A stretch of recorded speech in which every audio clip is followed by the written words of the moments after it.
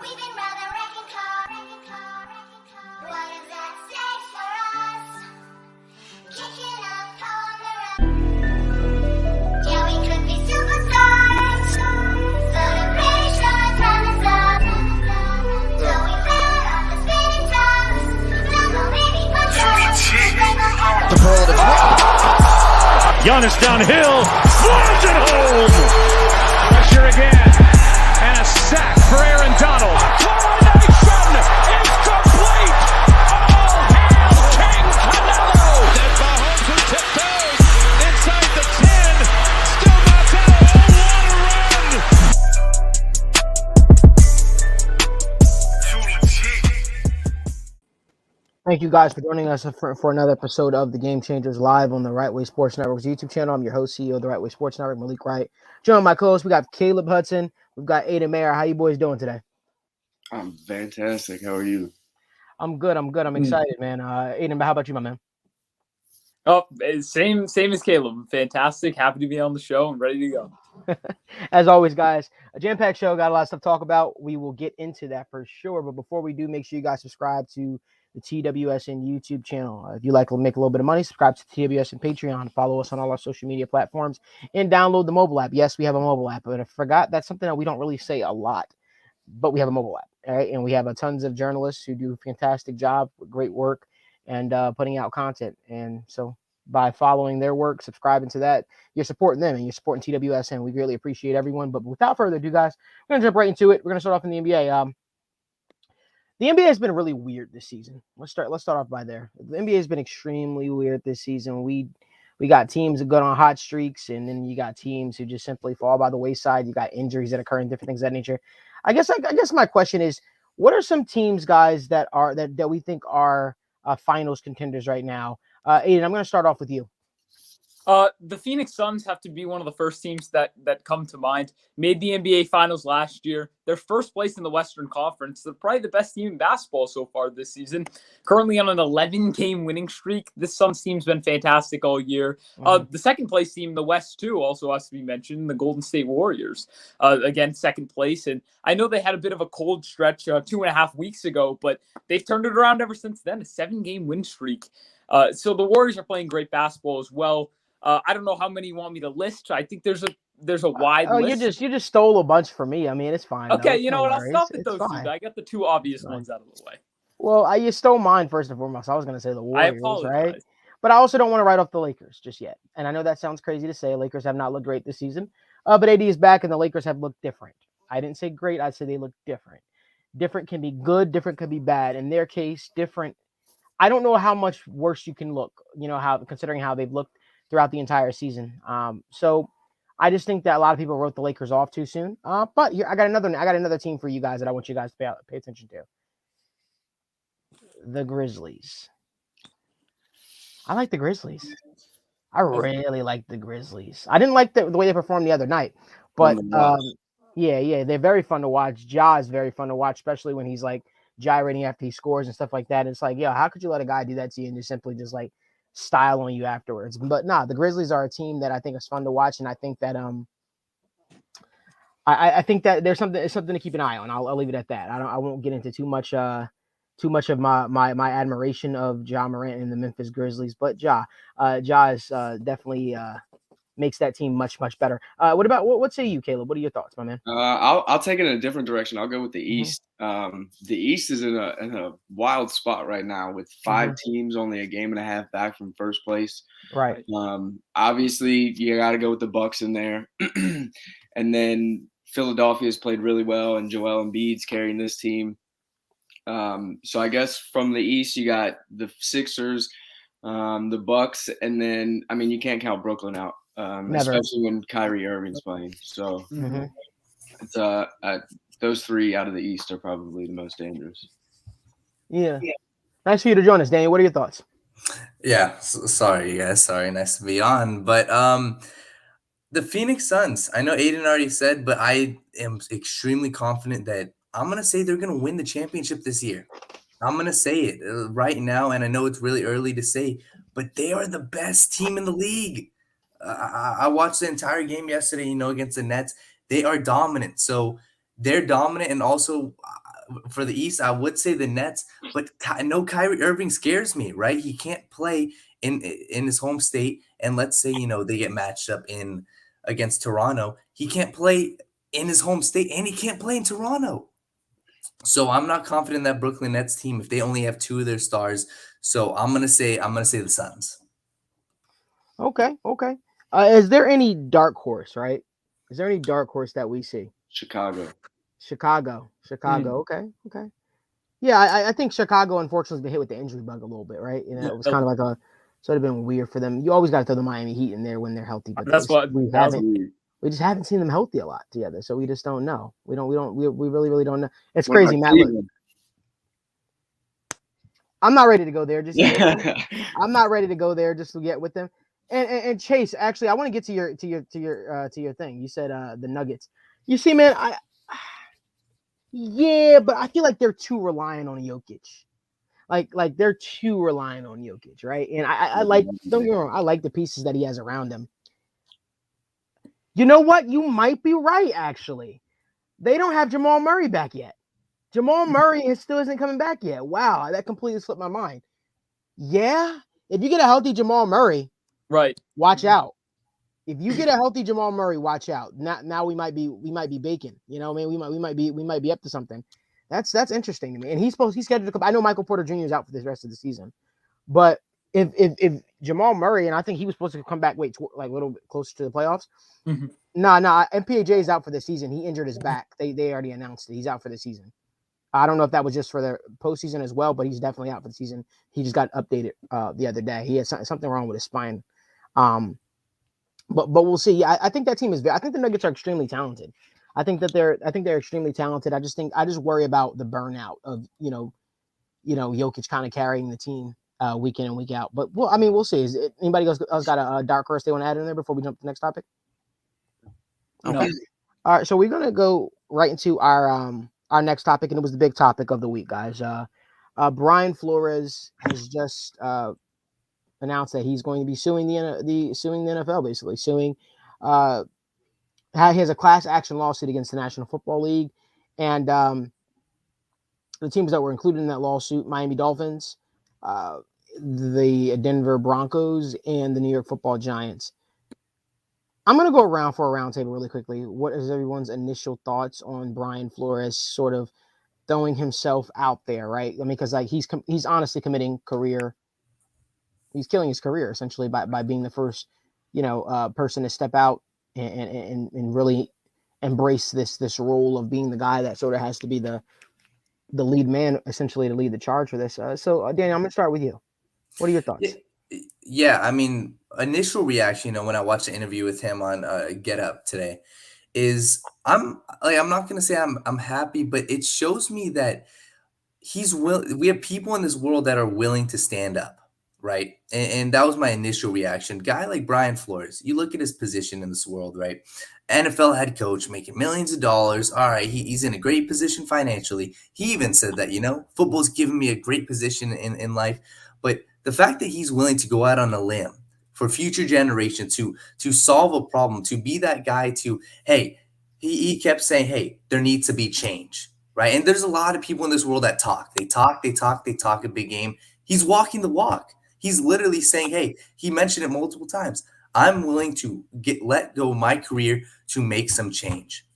So initial reaction, man, it sucks that, hearing these things about Bill Belichick congratulating Brian Daboll before he even gets an interview. Like, it sucks hearing that. But for me, there's a sliver of hope because we have people like Brian Flores in this world that are willing to go out on a limb and do that. So that was my initial reaction. It sucks, but hopefully this can make some change. Caleb, interested to hear what you have to say, my man. Yeah, I want to tip my cap first and foremost to Flores and him. Basically, he knows what's going to happen. He knows he's going to get blackballed from the NFL, and it's a shame hearing some of the things that he's come out and said that Miami was doing to him and trying to make him do, and him still be able to produce 2 winning football seasons is amazing in and of itself. But I think a big issue here that's not really being talked about too much is I think it's a diversity issue when it comes to ownership in the NFL. Preach. It's not necessarily coaching, because obviously that is part of the issue with what he said when it comes to his interviews and stuff like that. But ownership is predominantly white, and it's predominantly old white men. And I don't know how the NFL fixes that. I don't know how they can fix that, because it's a money issue, not necessarily it's just a money issue. So I'm not sure how they fix it, but I just want to tip my hat first and foremost to him. Aidan, you have anything you want to add to that? Not too much new. You saw the text messages that Bill Belichick sent to Brian Flores, thinking it was Brian Daboll, and it just kind of, I guess, proves Brian Flores' point that this is going on. Brian Flores has this interview with the New York Giants, but they've already decided Brian Daboll is going to be their head coach. They're essentially wasting Brian Flores' time just to satisfy the Rooney Rule, which is extremely frustrating if you're Brian Flores or any other black head coach, or somebody that's going into interview and trying to get one of these positions. It's very upsetting. Right. So I, again, like Daniel and Caleb have, I tip my hat to Brian Flores, because he is essentially putting his career on the line to help solve this issue. And when somebody goes ahead and steps ahead and does that and says what a lot of people want to say but can't quite say because they're not sure they want to put their career on the line, when somebody has the type of, I don't know what type of word I'm trying to look here for, but, pride or whatever it may be, or just, I don't know, the confidence to step forward and take that leap and be the first one to come out and truly say it. I give him a lot of respect for that.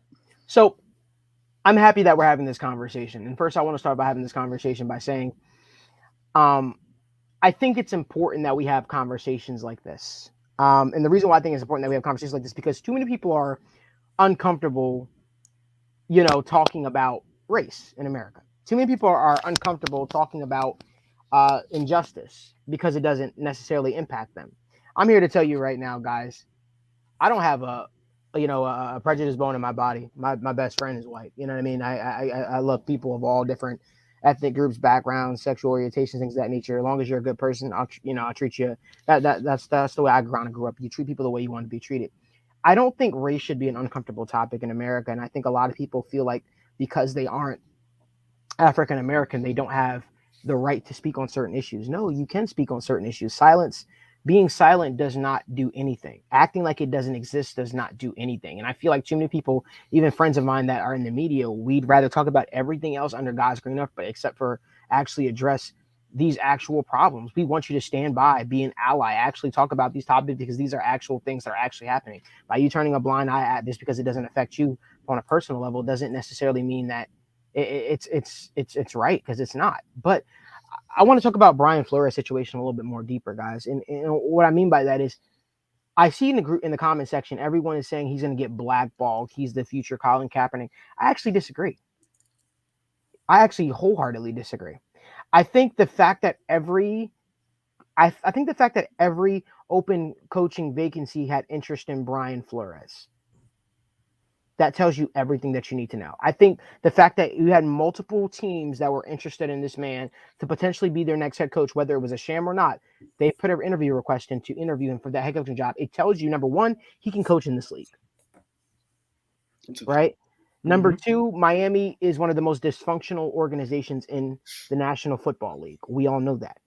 They've had one winning season since 2003. And it was engineered by Brian Flores. The man was fired, quote unquote, because he didn't comply with Stephen Ross tanking for Joe Burrow. Listen, the fact of the matter is, I don't think Brian Flores is going to be blackballed. I think he's going to have an opportunity to coach in the National Football League, because just because you stood out, like, I think Colin Kaepernick's situation is completely different. A lot of people forget with the Colin Kaepernick situation, and I'm an advocate of change, but I also want to say that people forget with the Colin Kaepernick situation, he had lost his job prior the year before to Blaine Gabbert. The man's shoulder was shot. He wasn't throwing the ball. So when people say, oh, he could be better than a lot of these quarterbacks in the league right now, I'm like, could he though? He lost the starting quarterback job to Blaine Gabbert and didn't want to accept a pay cut to play in Denver. So like, kind of, he had a shot. I respect Colin Kaepernick, but I think to compare the two is not right. Brian Flores has proven that he can coach with the best of them. right? The man literally beat Bill Belichick how many times in a row in those Patriots? Like, come on now. Like, that's something Miami hasn't done at all. So I don't think Brian Flores will have a problem finding a job. Now, I think it's not going to be this year because of the press that comes with it. But I think that this is a good move that Brian Flores had to be the guy to sort of fall on the sword, right? He had to be the person to lead first. And what a guy to lead first, right? A guy that is, it is a good coach that does have people, going to bat for him. And you saw when they let him go, you saw people in the media trying to slander him, saying, "Oh, the reason why he was let go is because X, Y, Z, blah, blah, blah, blah, blah." Nah, man. The guy's a good coach. And anybody, doesn't matter what team you root for, anybody could say that. Because guess what? The reaction heard around world. I talked to many Miami Dolphins fans after they let go of Brian Flores. And the reaction I heard from everybody was, we screwed up. We messed up. Mm-hmm. We shouldn't have let go of Flores. We're going to regret that. So if everyone is universally saying they hate this move, what do you actually think?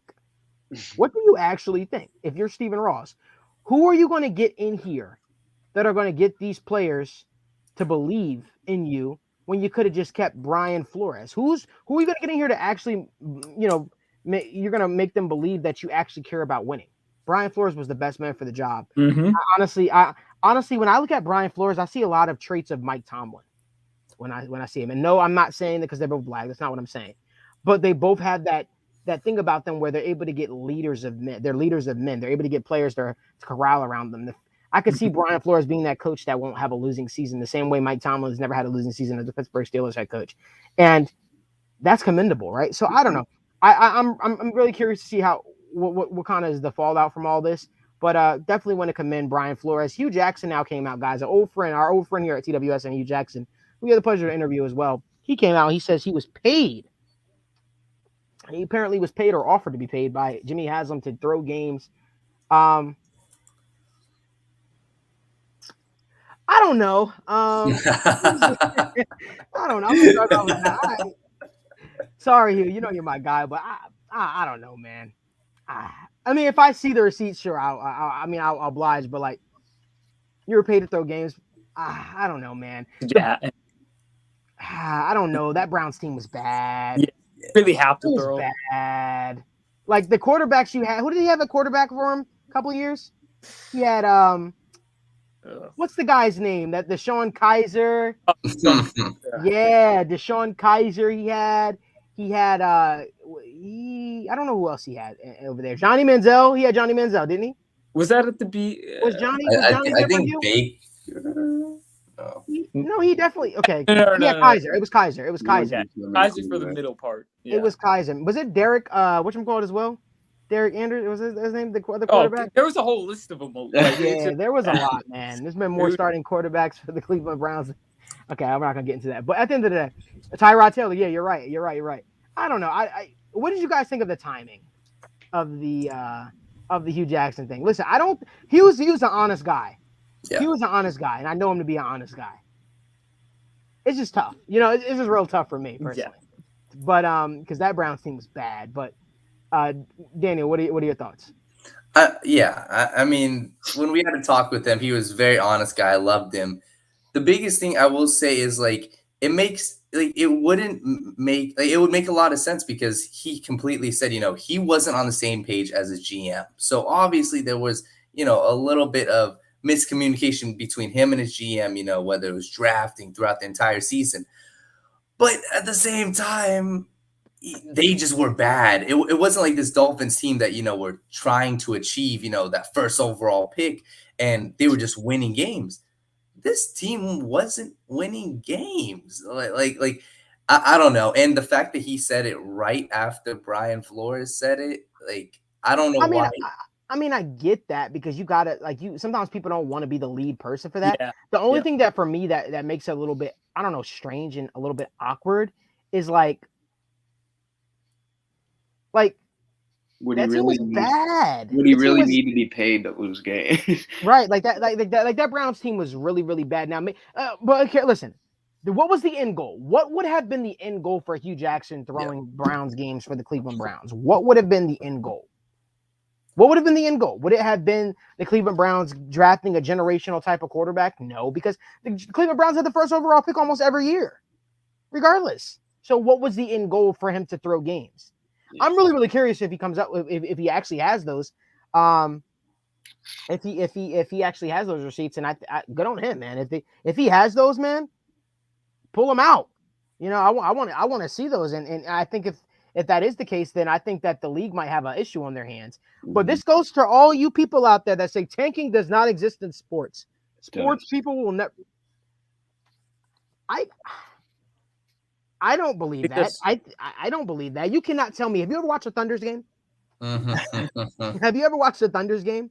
They're not that bad. The Thunders aren't. The Oklahoma City Thunder are not that bad. I've watched them beat teams that they had no business beating. The other night they just beat a team that they had no business beating. The other night they beat a team they had no business beating. I think, and Shea Gilgeous-Alexander was not playing.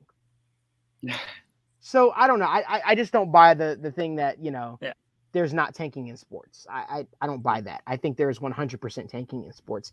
But I've been talking a lot. What do you guys have to say about this? Caleb, I'll start with you. Yeah, I think if that is, if it is true by Hue Jackson, then like you said, the NFL does have a serious issue on their hands, but I don't know how you stop that. I don't know how you step in and keep teams from doing that. So you can, I don't know what the outcome is for Hue Jackson saying that, but I don't think it's going to change anything anytime soon. So. You don't think it's going to change? What's going to change? The tanking. I don't think teams are going to. No. The NFL can't step in and stop that in any way, shape, or form. So, I do think certain like Dave Culley. Did Dave Culley actually deserve to lose his job? No, not at all. No. Right. You know what I mean? Like, and you know, I just look at it like I don't know. I thought that was kind of a weird situation, but it's weird when you accept a job, right? Everybody on the outside is like, he's not going to be there next year. No matter how good of a job, he's not going to be there. He's the fall guy, whatever. He's just there to get him through a season. How did the entire world know that Dave Culley wouldn't be here next year, except for Dave Culley? Like, we all knew Dave Culley was not going to be the Texans coach going into next season. And lo and behold, how many wins did the Texans have this season? 4, right? 4. Yeah, and then they played some really, really close games with they should have had 5. They should have beat the Patriots. They overachieved this year. They overachieved. Definitely. Like, you know what I mean? So, like, I don't know. Hey, we'll see. I'll leave it at that. I'm done ripping on the system, so to speak. Now let's talk about Brian Daboll, or as Aidan likes to say, Daboll. He kept saying his name like that. I did say that. Yeah, I did. Yeah, it kind of made me laugh a little bit. But Brian Daboll, is he going to fix the Giants? Let's start there. I'll start off by saying this: Brian Daboll's got to learn how to run the football. They don't want to run the football. The dude doesn't like to run. Like they aren't good at running the foot. They weren't good at running the football in Buffalo, and I don't know what they're going to do with Saquon Barkley. The one thing I do like Brian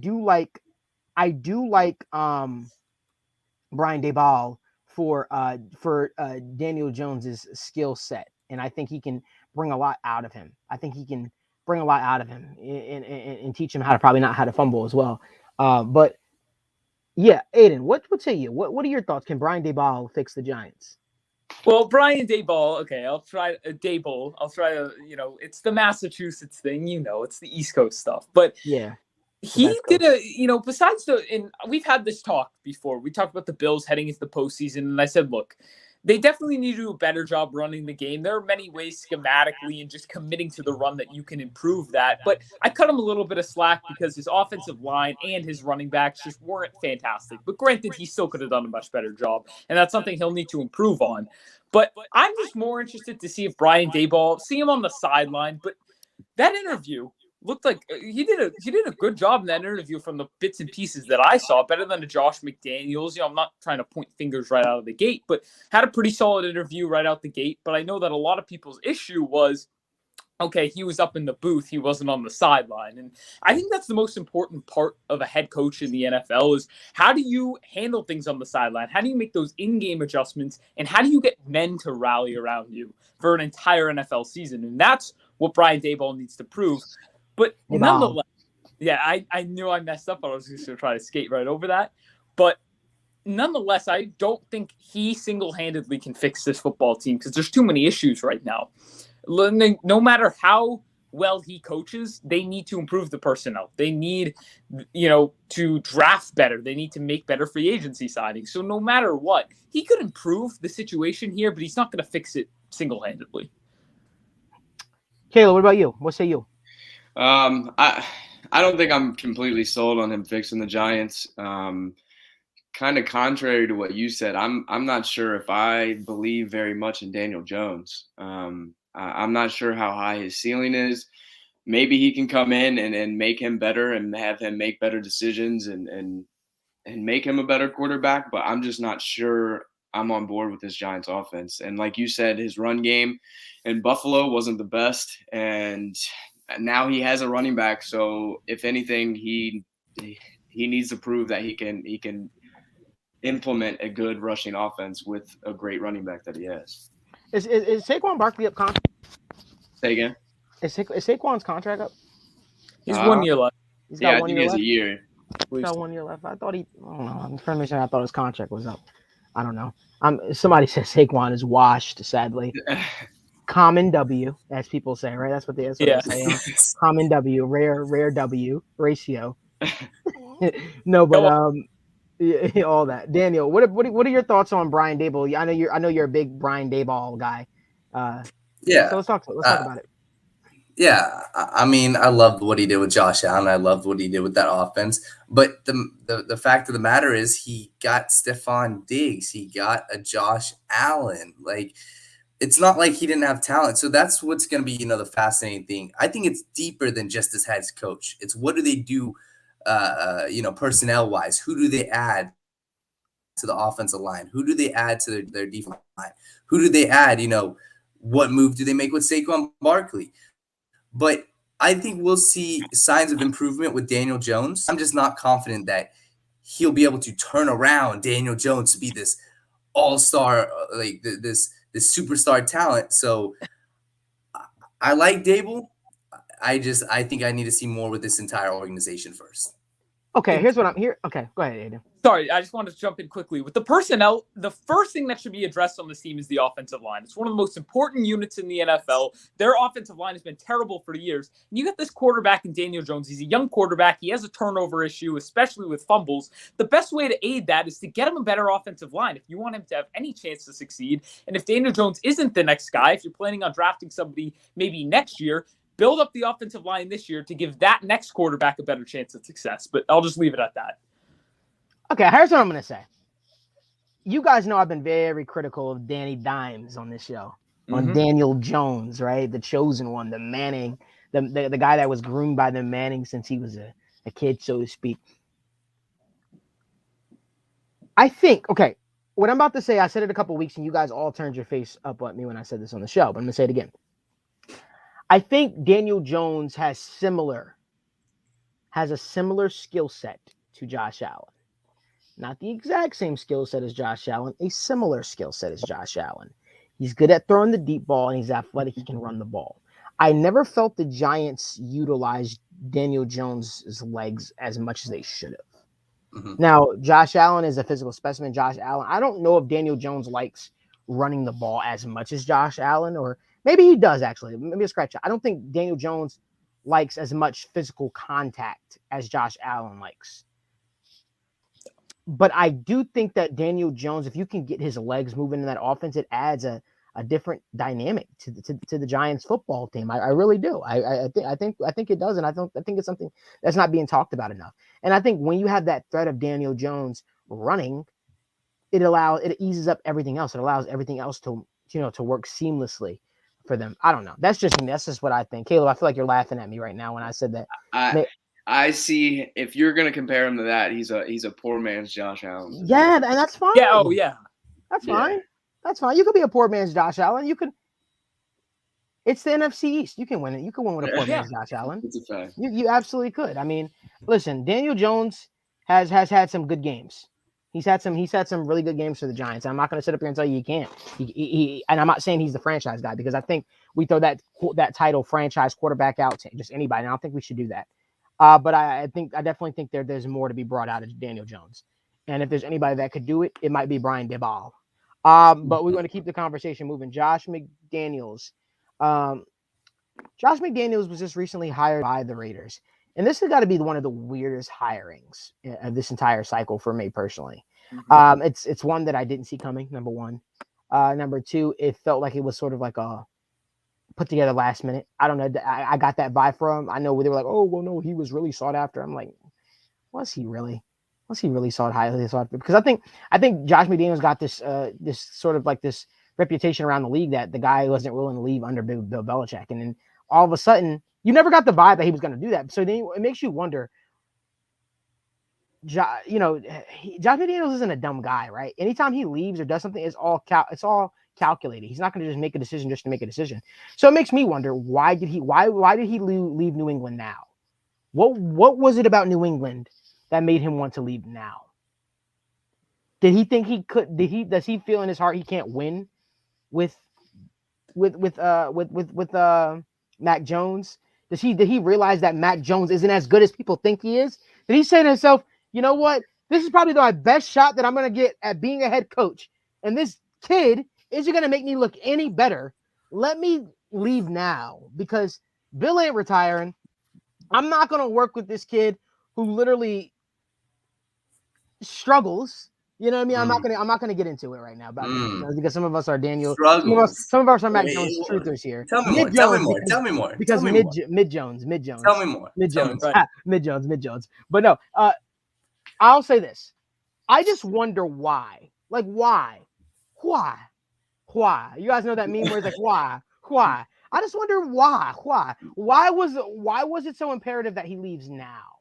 Like what about, because I think this says more about New England than it does than about the Raiders job, because I'm sorry, Raiders, yeah, it's cool. It's the Raiders, right? It's cool. I'm sorry, Tristan, if you hear me saying this too, but the quarterback is okay. He's good. He's all right. But I mean, I think at this point you know what you have in Derek Carr, and I don't think there's anything different Josh McDaniels is going to get out of Derek Carr, if that makes sense. That's just what I think personally.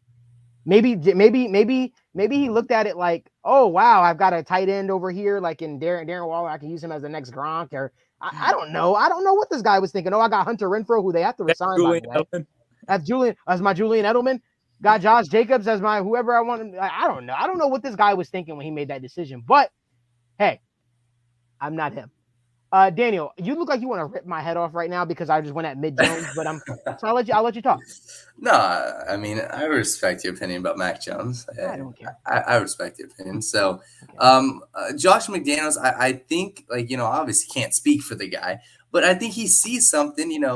It's a level of comfortability with the quarterback. I think that's where we start, right? He knows that Derek Carr is a similar type of quarterback, as he likes the pocket passers, the Tom Brady, Mac Jones, the pocket passers that can play within the system, that can, play the short game, right? So I think he looked at it like Derek Carr is going to give me a comfortability that, one, he won't be fired in a year. Derek Carr won't do anything to get him fired in a year, but he also won't do anything to take him over the hump.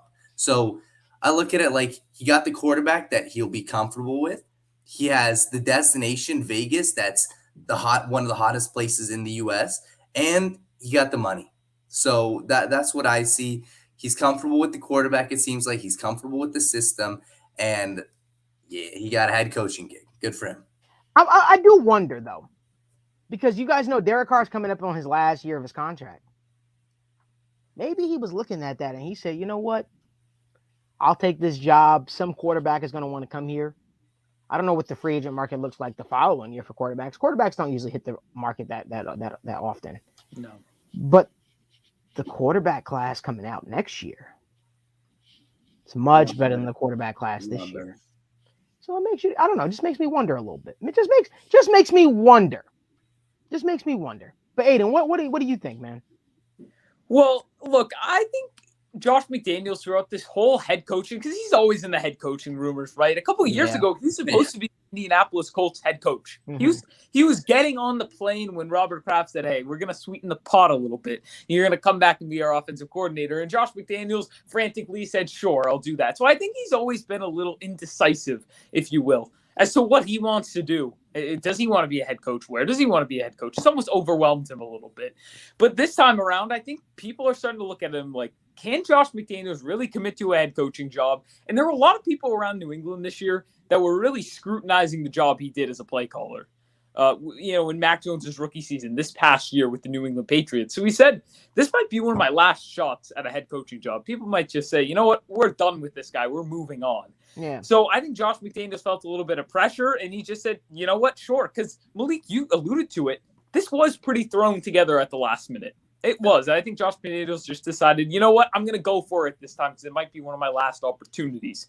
And with Derek Carr being in the last year of his contract, I'll kind of combine what everybody said so far. Daniel said a bit of comfortability. He's not going to get fired in the first year. It's Derek Carr's last year of his contract. And then after that, if the team needs to shake things up a little bit, you can draft a quarterback. Maybe one falls to you in free agency. You've got a little flexibility to work with.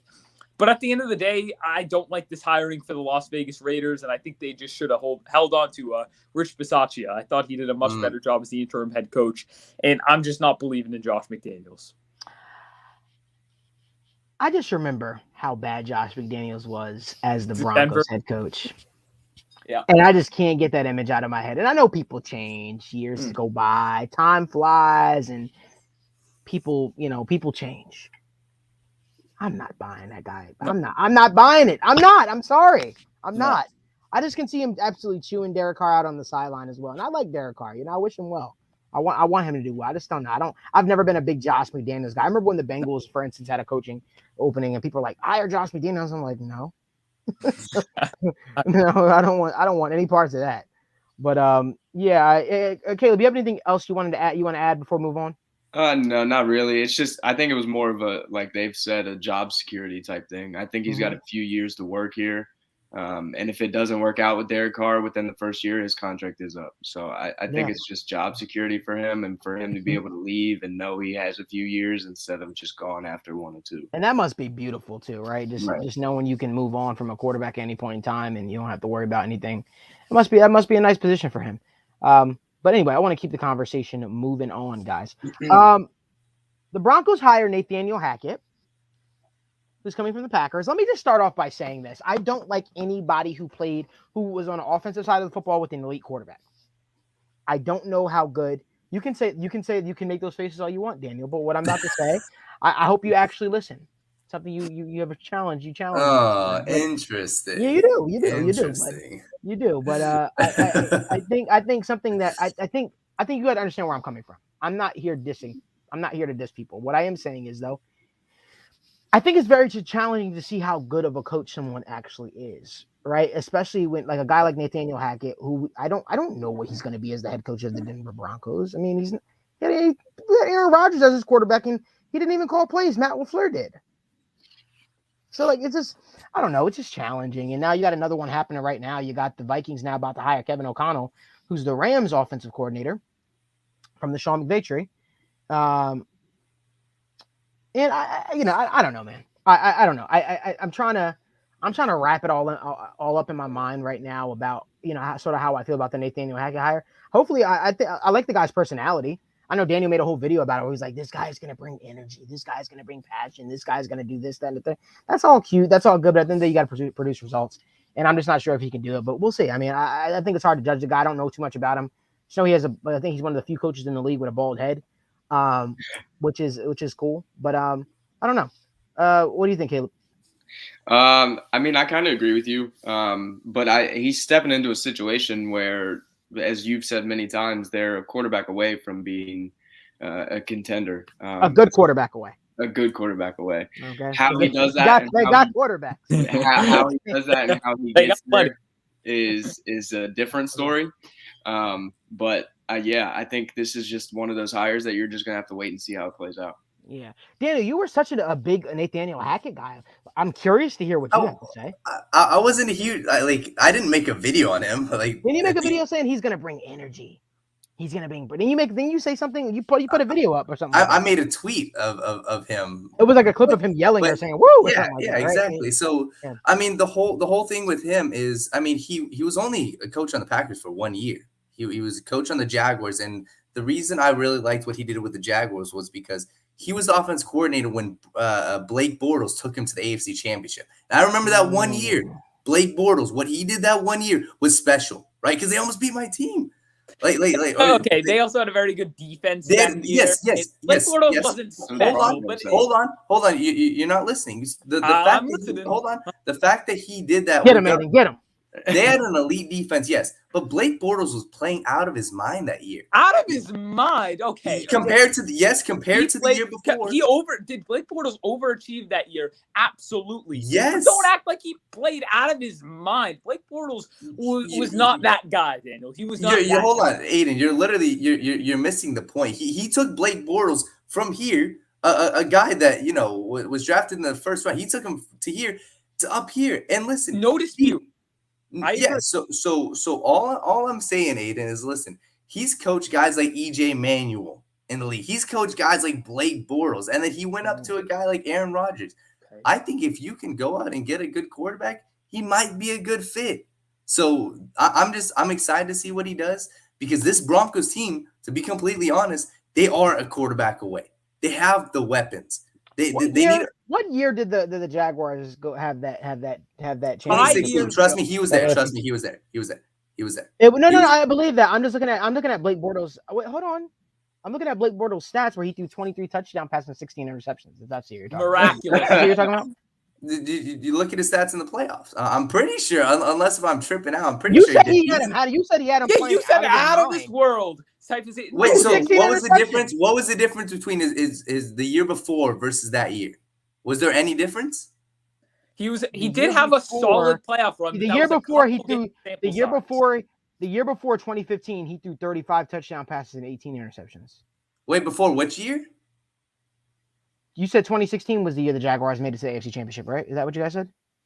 I'm pretty sure. Or no, it was 2017. 2017, yeah. 2017. So he threw 21 touchdown passes and 4 interceptions. So that's a bit. Interceptions went down, but I almost wonder, did the interceptions go down because they took the ball out of his hands? Yes, it did. But trust me, like Leonard Fournette had one of the best years of his career, and they had a really good defense. No one. Listen, they didn't make the AFC Championship because of him. Don't get that. Well, when you said he had a miraculous season, that's where I had. It was just surprising to see Blake Bortles perform that well. So all I'm saying, miraculous. Daniel, just admit that he was not miraculous. I didn't say miraculous. That he overachieved. Maybe Nathaniel. I didn't say miraculous. I said he had a very good year. You didn't say. I said out of his mind. I did. Okay. That was Listen, give him a good quarterback with this Broncos team. I guarantee you they go far in the playoffs. What do you classify? What do you classify as a good quarterback? Because you just said Blake Bortles played out of his mind. Right. What do I classify as a good quarterback? Give him something different. Give him no Jimmy G. Don't like Teddy Bridgewater is mad. Bridgewater. No, if you want to say Blake Bortles played out of his mind, they might as well just keep Teddy. But we've seen what Bridgewater can do. Like they got to get somebody different. He's a proven commodity in the National Football League. He's a proven commodity. That he's a proven mid-tier quarterback. He's a proven average quarterback. Talk to us, Daniel. So I don't know. Give him somebody different. And Daniel's a funny guy, guys. He's top 5 funniest people I know. Thank you. Seriously. We always have a good time, bro. We literally drove on a 9-hour car ride. This guy made me laugh nonstop because of all the insane takes he has about things. Yep. But really appreciate it. Looking forward to it in a few weeks again. Guys, the GOAT, yes, sir. Tom Brady, has announced his retirement. Sorry, I had to laugh at this comment right here. Yeah, I would have respectfully declined. No, I'd rather flip burgers than do that. I'm good. And first of all, I like nothing about Texas. But anyway, no. In all seriousness, Tom Brady retired, guys, and the sports world was undoubtedly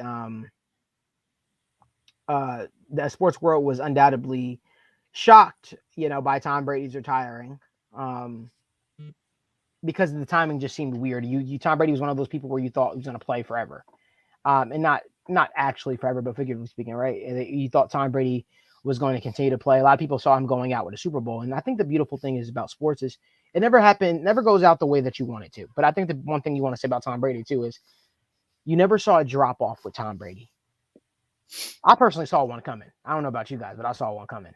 I started seeing more interceptions from him this year, and there's more little boneheaded decisions and stuff like that. But Tom Brady retired, and since I was watching football, Tom Brady's always been a staple in the National Football League. I'm sure he meant much more to New England Patriots fans, and luckily we have 2 New England Patriots fans on the show, so they could talk about him. They could talk about the impact Tom Brady had on them. And Aidan, I'm gonna let you start this one off. I appreciate that, Malik. Tom Brady is my favorite athlete of all time. And I saw the possibility of this happening, but it still hasn't really hit home and really settled in as much as I thought, or at least I hoped it would, because I didn't want this to still be a shell shock even when the next season starts, which it probably will be, because this has been over 20 years. My entire life, I have watched Tom Brady every single Sunday. The greatest of all time has done it for my entire life. I know I'm very young, but 20 years is a long time, right? But no, I think Tom Brady, look, like Malik said, you never go out the way you think you're going to go out. And I honestly think Tom Brady thought he was going to go out winning a Super Bowl because he enters every single season thinking he's going to win the Super Bowl. And, he's not that guy, pal. Like, what? Said he's not that guy, pal. Interesting. But 7-22 ain't too bad. But when he won the Super Bowl last season, I don't believe he thought this year would be his last. I thought maybe, he thought he had at least 2 more years in the tank. He always said he wanted to play until he was 45. He's 44 right now.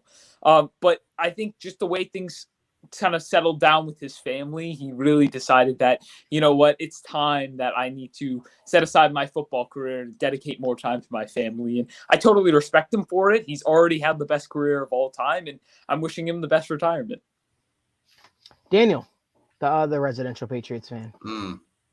Yeah, man. Like, it sucks, but it just makes me appreciate what he's done. The biggest thing I'll say is I didn't understand, Patriots fans, were crying over the fact that he didn't shout out the Patriots, right? In his speech. I was like, listen, he first off, as soon as he left the Patriots, he gave a whole thing, and damn well, and he literally an hour after he gave him the Patriots a shout out. He quote tweeted them on Twitter, said thank you. Like, I was like, listen, the dude understands that was 20 years of his life. That was his entire career. Of course he appreciates Robert Kraft. Of course he appreciates Bill Belichick. But the moral of this is, man, Tom Brady, I'm appreciative for what he's done. He's been playing longer than, I've known football. I've known sports. I was a little boy when he joined the league. So okay, but it sucks to see him go out this way, but it's also okay. He understood he could return next year, and what if it's worse? We don't make the playoffs. So he understood that. Listen, he gets to go out on his high horse. They were still in the playoffs, and yeah, man, I just appreciate what he's done. But yeah, why are you making that face? Why are you making that face? This is a great show, guys. Kayla, what are your thoughts, man? On Tom? Why are you making that face? Come on, why are you making that face? No worries. Kayla, what are your thoughts? I think it's a little bit of a family issue, obviously, but I also think it's a little bit of a question mark behind the amount of free agents that the Bucs are having coming into this year. I don't think the Bucs, now that he's retired, unless they go get a quarterback and are able to sign these same people, the Bucs are going to be almost in rebuild mode again, unless you can go out and get a very good quarterback. And he obviously doesn't want to be a part of that. So I mean, obviously hats off to Tom Brady, one of the best to ever do it. But definitely one of them, for sure. Yeah. One of? Hold on. One of like you can't keep doing that. What? I say he's one of one, like he's the GOAT. Like, I think you said one of. Okay. Oh no. Yeah. So I mean, shout out Tom Brady, but I do want to put a little PSA out there of all of these. I've seen it on Twitter all the time of people trying to crown the next Tom Brady. I think everybody needs to take a step back from that. Yes. He he's one of the most dominant quarterbacks to ever play the game of football. The most dominant quarterback to ever play the game of football. Dominant? Okay, most winning quarterback to Okay, ever play the game of that's better. football. And to crown somebody else to say that they're going to do the exact same thing that Tom Brady did is I think a little out of pocket and a little bit of a reach right now. I will say records are meant to be broken. Things are meant to be broken. There will always be another. I think that's the one thing we have to realize about sports. There will always be another. There was our parents' generation who thought there would never be another person like Michael Jordan. Then LeBron comes, and that's why they get so offended. And we'll be that generation that gets offended when the next person comes. They're like, "Oh, you didn't see Tom play." You know what I mean? We'll be that generation when we have kids and stuff like that. We'll be saying, Tom was this, that, and the third, or who knows? Maybe the person that might pass him and things of that nature might be playing right now. Who knows? But no, in all seriousness, Tom Brady was a larger than life athlete, especially for me being on the East Coast. I mean, the Giants owned him, but I got to hear that for years about how the Giants pretty much, he couldn't beat the Giants and things of that nature in games that it mattered. That was always weird for me, but it's crazy to think that guy, he retired with 7 Super Bowls. He could have had 10, right? His reign, the only athlete that has had a continual reign such as him has been LeBron James, consistently in the NBA Finals, consistently. Well, sure, Bill Russell, yeah. What year was that? Who's he playing? Like the athletes are absolutely freaks nowadays. Right? The things that they're able to do is not like. That's why I always laugh when I talk to my dad about his generation of sports and stuff like that. And he's like, "Oh, our athletes." I'm like, "Bro, your guys were not tomato cans, but come on, bro. Like, come on." Athletes nowadays are absolutely freaks. We all can agree that, right? They're freaks. They're freaks. They jump faster. You got kids walking around. Kids in high school. Right. Look at Luka Doncic, for instance. Luka Doncic has been playing basketball in pros, not the NBA, but in the pros since he was like a teenager? Yeah. Look at Zion in high school. These guys are freaks, man. Like, I'm sorry. I think that we put a lot of I think those leagues were much more physical, but I think that I think the guys that are playing right now could absolutely play in that era, 100%. They would dominate, if not more, honestly speaking. But keeping it going. No, Tom Brady was he's an absolute legend. It sucks to see him go, but grateful to see him have played. I'm grateful to have even watched his last down.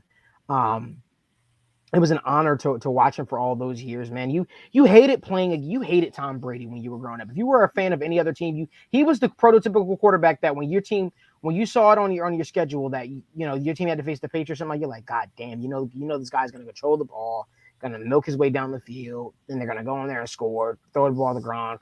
Next thing you know, you get the ball. They limit you to one possession per quarter almost with their ball control movement and things of that nature. So it becomes a little bit. It becomes a little bit more frustrating if that makes sense. But after a while, as you mature, the hate for that athlete, it kind of goes away. You start to appreciate the journey. You start to appreciate what they actually did for the sport. And I think that's what it was for me. I'm gonna tell you something right now, guys. Growing up, I hated LeBron James. And a lot of people don't know that about me. I rooted for 2 teams growing up as a kid. I rooted for the New Jersey Nets and I rooted for the Boston Celtics. I was a huge fan of those as I was a kid. Jersey moved and I didn't have a team to root for. I didn't want to fully commit myself to the Boston Celtics because they had won so many championships and I didn't want to be seen as a bandwagoner and things of that nature. They were really good as I was growing up and stuff like that. But after a while, especially after the Miami thing, I just realized, the guy is a legend. Like, the guy's an absolute legend. If you just appreciate what they're doing right now, because there won't be like someone that's going to walk in through the doors like literally tomorrow that's going to be able to replicate the same type of things they're doing. And I see the same thing a lot with guys like Manning, who I didn't like, or Brady, who I didn't like, and stuff like that. Now I got the utmost respect and love for those guys as well. You know what I mean? I think that they're phenomenal for the sport, and I think the sport. I'd like to think Tom Brady's still going to be around the sport in some capacity because that's the type of guy he is. But it sucks to see him go. You definitely want, though you play a guy like that, he makes you better. He makes you 10 times better. Yeah. He makes your football team better. He makes the players that go against him much better, and because they had the opportunity to play against him. So definitely it sucks also that Joe Burrow didn't get a chance to beat him. But it's cool, man. Wish Tom Brady nothing but the best in retirement. And yeah, for the Bucks. It's over. They got one of Over. them. They got one of That them. whole That's division. fine. is a That's dump fine. fire. They That's got fine. one of them. That's fine. You heard what I said, though. It's over. It's over. But want to keep the conversation moving, guys. It's time to talk about those championship games. But we're going to start off in the NFC first. The Rams. How about those Rams? Matthew Stafford. You could take the boy out of Detroit, right? And I guess you probably can take Detroit out of the boy as well because the guy showed up. It's not like he had a dropped interception in a crucial moment of the game in the fourth quarter right now. But no. Hey, listen. The Rams are going to the Super Bowl. Nobody predicted this. Nobody saw this coming. The Rams have literally defied sports odds, defied sports logic. And the LA Rams, with their homegrown talent, because they never went out there and traded for a bunch of star players. They didn't went out there and signed a receiver midseason. They didn't go out there and trade for a quarterback who was already a very damn good quarterback, but just needed to be out of a terrible situation. No, all their talent was homegrown. The Los Angeles Rams are headed to Super Bowl 56. Wow. Congrats. More teams should do it the way the Rams did, building through the draft, building their players up, retaining their talent. Great business model. Congratulations to the Rams, man. I hope my team one day is like your team, man. Right now, my team, we just go out there and we just sign a bunch of guys for agency and trade a bunch of our first round picks, but I don't know. Aidan, what are your initial thoughts? The Rams are headed to the biggest game, the greatest show on turf. What are your thoughts, my man? Well, they've made it farther than I thought they would coming to the playoffs. I thought they were going to be first, second round exits. I thought they were fraudulent, but they've gone farther than I expected. But the job is far from finished. This team has sold out for this 1 to 2 year window. They got to capitalize now. If you trade all your draft picks, spend all your money on a 1 to 2 year window, you need to come out with at least one Super Bowl. Right. Imagine the Bucs right now. We are sitting there, and they go ahead, and they didn't even sell it as much as the Rams, by the way. They didn't. They still have some draft picks. They're still selecting in the first 2 days of the draft, unlike the Rams will be for the next 5 years. But that's a different story. But if you sell out all of this draft capital for a 1 2 year window and you don't come out with the Super Bowl, that's an utter failure. Everyone there is getting fired. They're going to clean house, and it's going to be filled that lasts for years. But the Rams have an opportunity next Sunday, so 2 Sundays from now, to capitalize. And it's going to be the biggest game in recent memory for that franchise. Unfortunately, I don't think they'll win, but I'm going to save that for a later date. But no, they've definitely gone a little farther than I thought they would. Daniel, let's start with you. Let's go to you next. I mean, that whole game, obviously the Rams won that game, but the 49ers sold, man. Like Jimmy Garoppolo, like this 49ers team, that's their MO, right? That's why I'm excited to see what Trey Lance can do. I'm excited to see what they can do in the future. But the Rams couldn't capitalize. They won that game, but they still didn't capitalize. That Aaron Donald made some big plays. So this Rams team, all I'm going to say is this is their best chance to win. This right here, this year is their best chance. They played Kyler Murray, the first-time playoff guy. They played a Brady without Chris Godwin, without Antonio Brown, without a good defense, and they played Jimmy Garoppolo. And now they're playing a Bengals team that's first time in the playoffs. Do you think the Bengals are going away? Do you think the Chiefs are going away? Do you think first time in the playoffs with this core? Do you think these teams are going away? Do you think Justin Herbert's going away? No, they're not. The NFL is only getting better. So for this core that the Rams have, Jalen Ramsey, Aaron Donald, Matt Stafford, the money's going to catch up. The money's going to catch up. Your offensive line is going to start deteriorating. This is their best chance to win. They have to go out and win this year, because if they don't, I assure you, next year is going to be a tough, tough year. It's so hard to get back year after year. And the Rams especially, the way, they performed this year early on in the year, I don't know if they lose this game, if they're going to be able to replicate that same success. So for them, it is crucial that they go back and win. Caleb. I want to give credit to the Rams pass rush in the second half compared to the first. But that being said, seeing Jimmy Garoppolo in that second half, when he was under pressure, I saw a stat. It was 2 for 10 for 33 yards and an interception when pressured. He just looked lost at times. And when he was under pressure, he made poor decision after poor decision with the football. And honestly, the Rams when that was happening, the Rams didn't even just go take it from him. I saw too many throws from Matthew Stafford just winging it downfield and figuring out what's going to happen. And he does that time and time again. I guess shout out to the Rams for that win, but they if they play like this in the Super Bowl, they better watch out, because this Bengals defense will make plays and their secondary will make plays on throws like that. And you had the perfect segue into what we're going to talk about.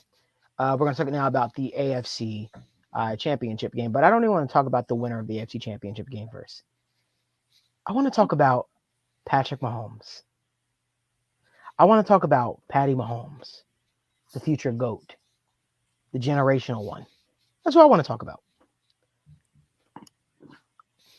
Guys, what were your overall thoughts on Patrick Mahomes? There was first half Patrick Mahomes, and then there was second half Patrick Mahomes, right? Two vastly different things. Daniel, we're going to start with you.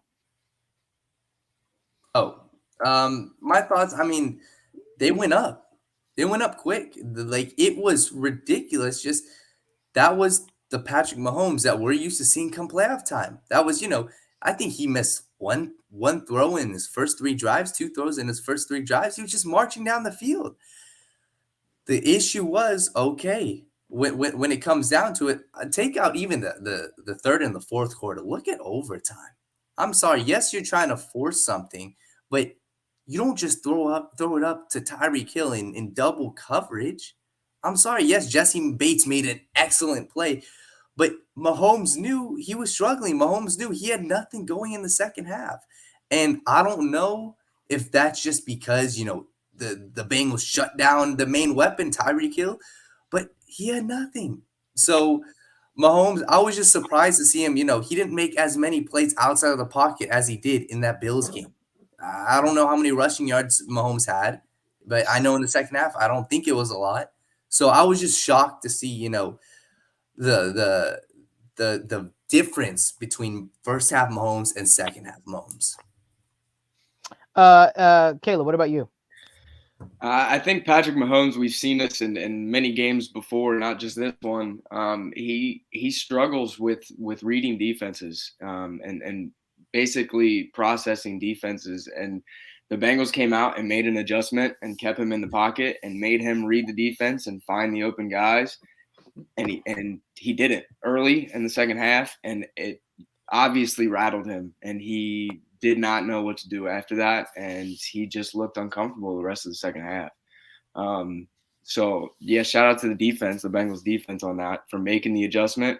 But I think now you have the blueprint. Everybody else in the NFL has the blueprint of if you're going to beat Patrick Mahomes, how to do it. Aidan, one of the brightest guys I know, did a great breakdown on the Bengals defense as well. You should go check it out. It's on the TWSN YouTube channel. My protege. Aidan, what are your thoughts, man? My thoughts, and I want to start things off by saying it was maybe halftime of the game. The Bengals really proved again this week why I'm such a believer in them, why they've been my Super Bowl pick ever since the Green Bay Packers exited. And I'm not going to say they've been it all year, but this Bengals team is, they've made a believer of me. I've always been a believer in Joe Burrow, but man, this past week really solidified it for me as well. And I remember it was halftime. They're down big, at that point to the Chiefs. And I said, I still think the Bengals are going to win this game because this Chiefs offense runs hot and cold. And I think they're about to hit a cold streak because they just had a hot first half. But not only that, the Bengals have a fantastic defense. And that guy, Lou Anarumo, the defensive coordinator, the one that I made a breakdown on, he's had a fantastic season. I think he's going to make these adjustments at halftime that are necessary. And the leader of this team is Joe Burrow, a guy that I've preached from the mountaintops. I'm one of his biggest fans. At least I'd like to believe. I don't know if at this point everybody's a fan of Joe Burrow, but I've been a supporter of him since his days at LSU. I've absolutely loved it. This is true. And they came back and won. And Evan McPherson, I wasn't expecting another game winner from him, but at this point, we expect it every week, apparently. But no, this Bengals team, they're just playing fantastic football right now. They've got the right leader in Joe Burrow at the helm that's changing around this culture. And as much as, it's very tough to get back to the Super Bowl each and every season. Sorry, I didn't want to get on a rant about the Bengals. We were supposed to talk about the Chiefs. So I'm going to scrap all that, everything that I just said, because I just remember we were supposed to be talking about the Chiefs. But Patrick Mahomes, it was a tale of two halves really for him. First half was magnificent, and second half was terrible. And that's kind of the concern with this Chiefs offense is, listen, they're absolutely one of the best in the league, but they run just too hot and cold. Oh, Patrick Mahomes. Oh, Patrick Mahomes. Could it be that we put too much on this guy because of the early success in his career? Could it be that we started putting ridiculous expectations on him because of the success that he had too early in his career? In order to understand Mahomes now, we got to go back to Mahomes back then. I'm talking about when he first came into the NFL.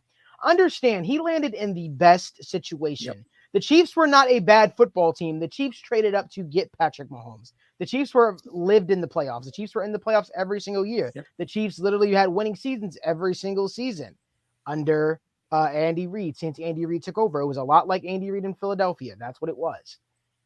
He gets to KC, and they devise a game plan. And first of all, he sits for a year under Alex Smith, who's probably one of the best mentors for a quarterback to sit under. But then we see him when he gets in the National Football League, and he just lights the league up on fire, right? And it's because, in large part, you got a freak show at the receiving position who pretty much just doesn't. I don't even know if he really runs routes out there. He just simply finds open spot in the field and just sits there. And Patrick Mahomes, it's like they're playing backyard football out there. They just play catch and toss. And that's what happens. He finds Tyreek Hill. Then got Travis Kelce, who's also another freak at the tight end position, who's one of the most smoothest tight ends I've ever seen. Great route runner. Does so many things effective to help this football team. And he's always the guy Patrick Mahomes is looking to right off the line of scrimmage. And it's weird. It's like teams don't adjust to what the Chiefs do on a consistent basis. They don't try to take away those. And then you add into that element that the Kansas City Chiefs also have the element of Patrick Mahomes using his legs as a weapon. Guys, I'm here to tell you this. I'm going to be the first one to tell you can clip this all you want. I am not a big Patrick Mahomes guy. I'll be the first one to tell you. I'm not. And it's not because I don't think the guy's a phenomenal talent. I do think he's a phenomenal talent. I just do think we put too much on the guy. I think the guy isn't as smart of a quarterback as we think. For as much crap as we give a guy like Lamar Jackson, we should be giving as much equal crap as to Patrick Mahomes. We saw countless decisions made this year, where there was in critical moments where, he needed to make a play for his football team, and the game got tight and things of that nature. And you saw him heave the ball up the field. And you guys heard me talk about it on the show last week. This isn't me saying the guy isn't a phenomenal player. He's won. He already has an MVP award, doesn't he? Yeah. So like the guy's a phenomenal player. This isn't me saying that, but I also think I think we put I feel like we don't give Andy Reid enough credit. Andy Reid has been known to have great offenses. And I think that if you take a quarterback like a Joe Burrow, right, or a guy like Andrew Luck or whoever, insert any quarterback, Justin Herbert, I feel like you put them anywhere, you pretty much know what you're going to get out of them. You know they're going to succeed. I don't know if I could say that about every single quarterback like a Mahomes or like Lamar Jackson. I don't know I don't know what Patrick Mahomes is in the National Football League if he doesn't have an Andy Reid as his coach, to be completely honest with you. I think he's aided by that offense and stuff like that. And I feel like that's something that's not talked about enough. And I feel like whenever he gets a different look, it takes him a long time to adjust. And sometimes the long time adjust can prove to be costly. In this case, it was costly. The second half adjustment, costly, couldn't make the adjustment. And lo and behold, the Cincinnati Bengals are now headed to the AFC Championship. And yeah, the story. But I got to ask you this. Do you guys agree with my assessment of Mahomes? Let me ask you that. Or do you guys think I'm being unfair in the way I see Patrick Mahomes? Go ahead, Daniel. No, I think you're being completely fair. Like the biggest thing, and you made a great point, the crap that people give Lamar Jackson, why the hell is it not the same for Patrick Mahomes? And I think that's a huge point of emphasis that no one's talking about, right? People look at Lamar Jackson, oh, he's not a good passer. He's not this. Oh, see, his running game aids him. Well, Lamar Jackson was actually one of the best passers, I believe, last season in the league. He was the most accurate. He was the most efficient. He threw for the most touchdowns. Why are we not giving Mahomes the same criticism? So I'm not going to sit up here and say, and I know you're not sitting up here and say he's a terrible quarterback. No, not at all. I still consider him elite. What he did against the Buffalo Bills is spectacular. And that was because, he has Tyreek Hill, but he also made plays with his legs. Absolutely. So the biggest thing, I think people have to recognize the fact that him throwing these 50-50 balls, him throwing these, we saw multiple times against the Steelers. I think he threw a bad interception. Early in the year, he was getting killed killed many times, and they weren't flukes. He was throwing up random passes. So I think it's completely fair, that we give him that same criticism that, hey, yes, you're succeeding, but you're also making this team worse. That interception, who knows? Maybe they kick the ball instead of him throwing an interception. They turn it or they punt the ball. The Bengals don't do anything. Let's say maybe the Chiefs get another chance. But those are the plays where Patrick Mahomes, yes, he's trying to make a big play, and they work 25% of the time, but those other 75% of the time, it doesn't. So I think it's completely fair to criticize those plays that he tries doing way too much. Right. It's just like, it's also knowing the situation. And it's not me saying, I think he's a phenomenal talent. I don't think he's necessarily the smartest in terms of processing and things of that nature. Yeah. That's just what I think about him. But you let other people tell you, they'll tell you he's the greatest thing since whatever the case may be. I think he is a phenomenal arm. And I said, the same problem I have with a lot of these quarterbacks. I feel like they use their arm talent or at their athleticism to get them out of troubling situation. It works when you're 20 something years old, but will it work down the road as your athleticism diminishes as you get older in the National Football League? Are you able to rely on your smarts? And I think the thing that makes Patrick Mahomes and a guy like Josh Allen so dynamic and so elite, so to speak, the way we see that is because they have that great equalizers, because you have to literally guard every blade of grass on the field, because at any point in time, if they get even an inch of separation of space to work with, they can make you pay deep down the field with a huge 70-yard, 75-yard bomb. And next thing you know, they're in the end zone, or Tyreek Hill's and going to the end zone, throwing up a peace sign on you. I think that's something that doesn't get talked about enough. I think that those guys are the great equalizer. And it brings me back to my Brady point. And I'll bring about this up. Caleb, I know you want to talk because I saw you about to say something, but I want to say one thing real quick. Tom Brady was never the most, have the elite skill set, so to speak, and in terms of his arm. He's probably one of the least mobile quarterbacks we've ever seen. But why is he considered the GOAT? Is it the amount of rings?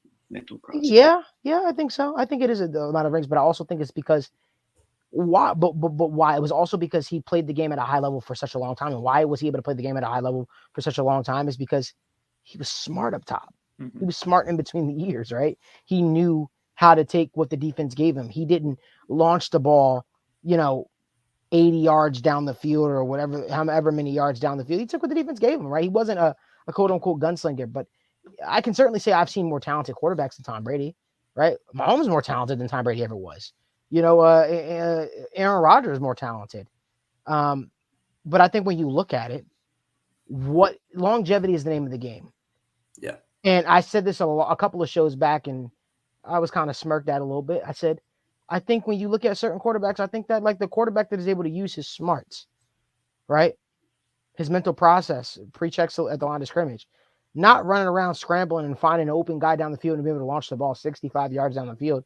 I think the guy that's able to use his smarts and effectively, make that work within the offense, I think that's the guy that'll be here in the long run. Yeah. I think that's the guy that's going to be in the long run. Brady outlasted all these guys. That were quote unquote more talented than him. Right? There was a lot of dynamic quarterbacks that came to the National Football League, like Michael Vick and things of that nature. Brady was still here. And it's because he had something that you couldn't teach. He had the smarts, his processing. So I think that we put too much emphasis on how big a guy's arm is and things of that nature. And I think we need to start talking more about what's a guy's mental process like? How is he able to retain information? Right? Is he able to learn from his mistakes? Or is he able to process that and move forward? And I think the same can't be said about a lot of these guys. But Caleb, curious. I know you were about to talk when I was tangent there. He basically, I don't think he gets the criticism just based off of solely his raw ability and raw talent. Mm-hmm. And the oohs and ahs he gets from the sidearm throws and the deep throws but if I don't know if you guys watch the show or The Shop, I think it is LeBron's show on HBO. Mm-hmm. I think it was Mahomes' second or third year in the league. He was actually on that show, and he openly admitted that he didn't know how to read a defense until his second or third year in the league, and that's an issue. You're a starting quarterback in the NFL, and you struggle reading defenses. Still does. Yeah, and you can tell that he's still trying to develop that part of his game, and if he ever gets it and he can ever get it right, he's going to be an absolute issue. But until then, you can definitely throw things at him that's going to confuse him, and he's going to fold under it every time. But other than that, guys, I mean, I just think that I think that's my thoughts on Patrick Mahomes. The next thing we're going to talk about, because we didn't really spend too much time talking on them, the Cincinnati Bengals, guys. The Cincinnati Bengals are the AFC champions. The Cincinnati Bengals are headed to the biggest show. Oh, the where icons are made, things of that nature, so to speak. They're headed to Super Bowl 56, and who would have thought? Look at us. Who would have thought? Not me. But here we are, right? The Bengals are representing the AFC. The Bengals have proved they are the best team in the AFC this year. They represent the AFC, and they are headed to the Super Bowl. Guys, what are your overall thoughts on the Cincinnati Bengals football season? We don't want to get too much into the Super Bowl because we're gonna talk a lot about that as headed in for next week's show and things of that nature. But I do want to talk about just this run that this Bengals football team is on. Do we think that this is luck? Do we think that this is just opportunity, so to speak, that just kind of fell upon them? Or what do we think? What do we make of this Bengals football team? Daniel. Yeah, man. I mean, first off, I'm just happy, man. I'm just happy for the Cincinnati fan base. I'm just happy for this team because I mean, listen, here at the Right Way Sports Network, we got a lot of Bengals people here, but it's the fact, like, Malik, we've known each other for 3 years, and it's the consistent every offseason hearing, you're telling me this inside stuff, giving me the scoop and saying how good this team is. And I just year after year after year hear the same on social media, on the mainstream media, saying this team will never be good with no explanation. Like before this year, people said the Bengals will suck. Why? Well, they just always suck. Listen, why? Give me an explanation. So I'm just happy that they finally can put that in the rearview mirror.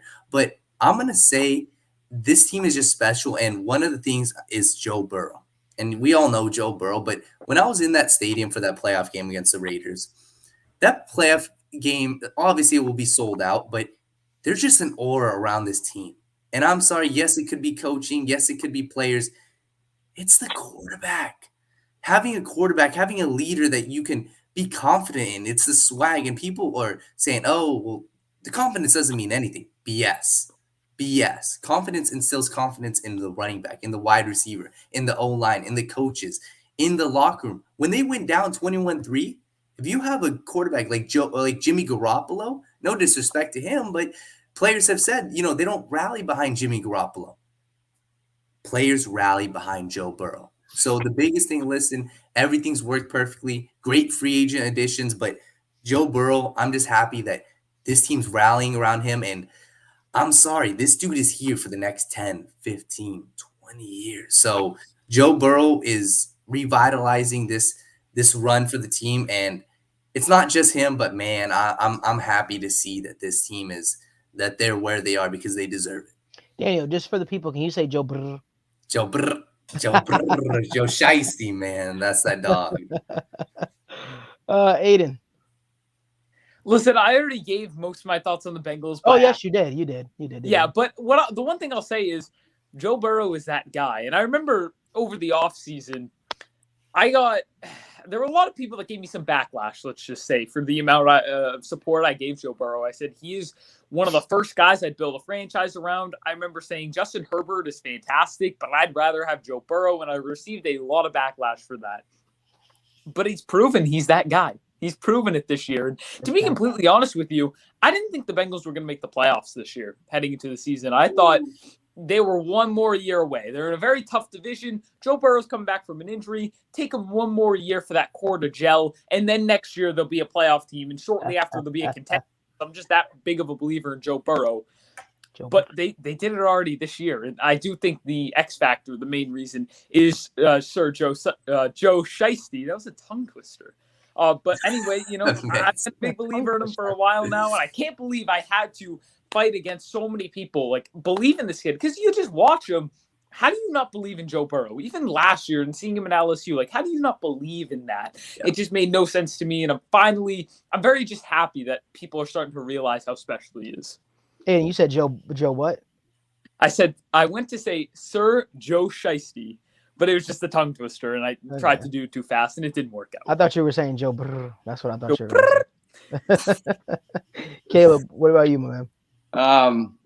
I mean, obviously Joe Burrow is one of the main reasons. But I think the Bengals team and this team specifically is kind of the situation where you can't measure the size of the dog in the fight, but the fight in the dog. And I mean, this Bengals team as a whole has adopted his same mentality. From defense being more physical than we've seen a Bengals team be in a long time, to the offense having the swag and the athletic ability to go out and do exactly what they want to do. Absolutely. And what's amazing to me, honestly, is that you still see national media talking about how they've squeaked by these other teams and they're not supposed to be there, and this and that. They went in to Nissan Stadium and beat the number 1 seed. They went into Arrowhead and the super loud Arrowhead that's going to rattle Joe Burrow, and it just every single situation that they've been thrown, they come out on top. And I shout out to Joe Burrow for turning this around in 2 years. Yeah, man. I just think that this team has shown unreal amount of fight in what they're doing and in the season that they're having and things of that nature. And I've went to so many Bengals games this year, man. Probably the most I've ever been to since my fandom. It's been really, really awesome to just see the excitement around Cincinnati, the fan base, and seeing how pumped up people actually are about this guy and this football team. But I don't also want to give a credit to the coaching staff. A lot of people might say that this is a magical run, but I think in order to get to the Super Bowl, in order to have a run like this, there has to be a little bit of a magic involved, right? I mean, but there's also hard work involved. You don't get here by BSing your way, BSing your way through. You have to put in the work. You have to put in the time, and it's clear that this team has done that.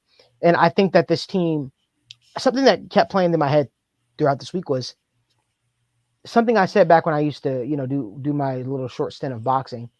Battle tested makes war ready. I kept saying that. Battle tested makes war ready. And you look at the Bengals, their entire run in the postseason, they're battle tested. They went in some of the most hostile environments and they won. They faced a team in the Raiders that were emotional, right? That had everything to fight for. They were the team everybody counted out, so to speak, with an interim coach and stuff like that. And they could have easily spoiled the Bengals season. Bengals didn't let that happen. Bengals won. They took on the Tennessee Titans that were getting the almighty Derrick Henry back. And he was going to run for over 100+ yards. And the Bengals said, they went into the Nissan Stadium and they said to them, "Nah, we run it. This is our time." And they did that. Then everyone thought that the reigning, defending, undisputed AFC champions, Patrick Mahomes, who's undefeated, might I add. He was undefeated at Arrowhead Stadium. Tell you how spoiled Patrick Mahomes has been as well, not to slander him more. He's never had to play a playoff game on the road yet. He's undefeated at Arrowhead Stadium. Has been in a Super Bowl every year since he's been a starter. Every year, right? No. Besides the 1 year he lost to New England Patriots. Yeah, you're right. That was the only time, right? That was the only time he lost in Arrowhead, right? He lost in Arrowhead that year. That was an Arrowhead. Yes, that was an Arrowhead.